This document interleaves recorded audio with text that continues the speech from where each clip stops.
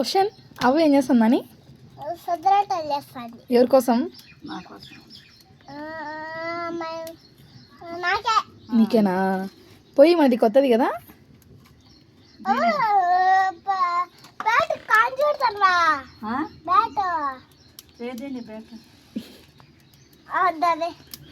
దాన్ని కాల్చి పెట్టారా?